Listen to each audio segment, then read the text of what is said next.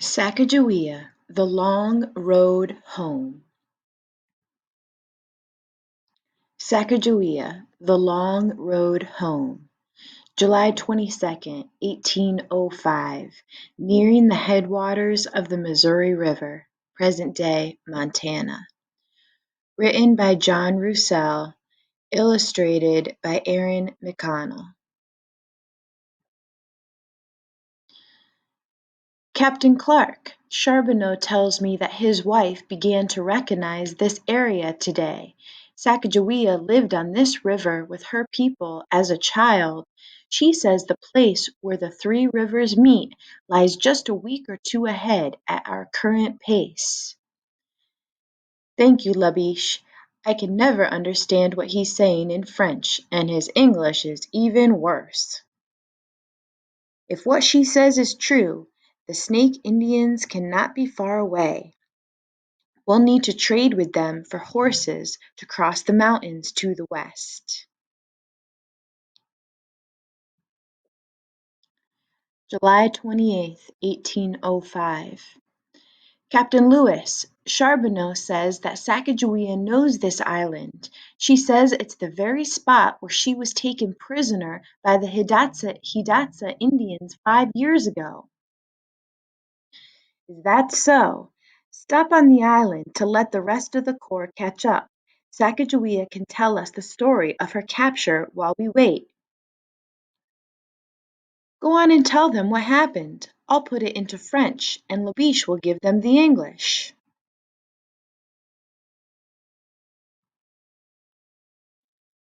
My people came to this island each fall to set up camp for the winter. We had only been here a few weeks when lookouts spotted a Hidatsa war party approaching. The Hidatsa warriors had firearms from trading with white men to the east, but my people only had bows and arrows. We could not fight them, so we ran away up the river.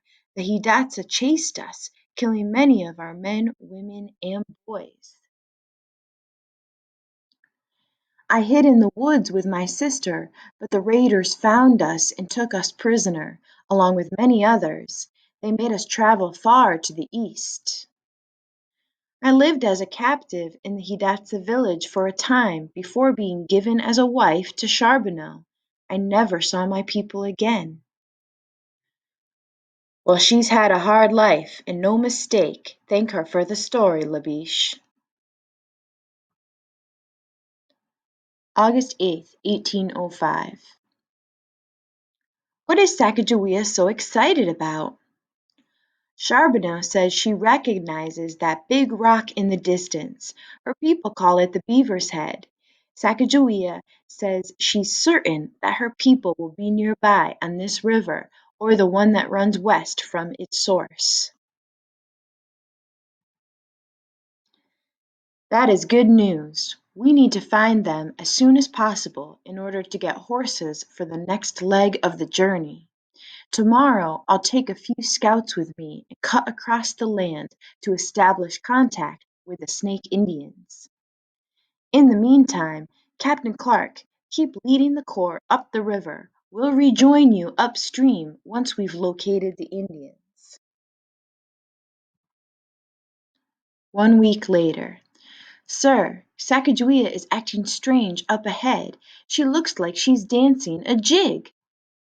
She must have seen something, York. Look, she's pointing over there. I see 'em. It's a group of Indians on horseback. Sacagawea's putting her fingers in her mouth. That sign means they're her people. There's an Indian camp up ahead. Captain Lewis is there. We finally found him. Charbonneau says this young woman is Sacagawea's friend. She was taken prisoner in the same raid as Sacagawea, but later escaped. She recognized her at once.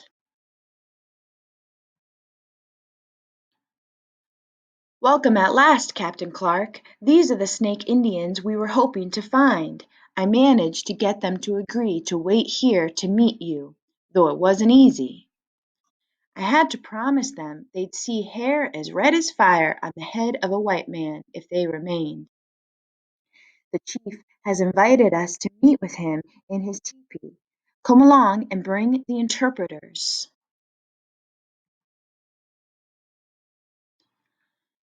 May I present Chief Kameawait? Chief Kameawait, this is Captain Clark, my brother captain I spoke to you about.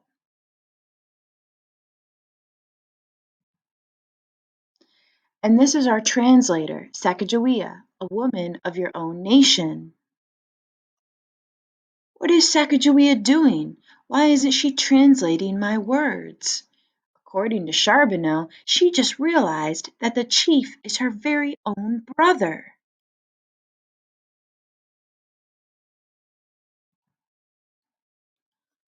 Well, that is a stroke of luck. We'll call this place Camp Fortunate in honor of the occasion. Following Sacagawea's tearful reunion with Chief Kameawait, Lewis and Clark were able to successfully trade with the Shoshone Indians for the horses they so desperately needed. The Corps of Discovery continued their journey for 13 more months, crossing the Rocky Mountains and making their way to the Pacific Ocean before returning to Fort Mandan in what is now North Dakota. Sacagawea made the entire journey while caring for her infant son. She continued to provide valuable assistance by finding food, offering advice about what route to take, and communicating the group's peaceful intent to the many Native American nations they encountered along the way.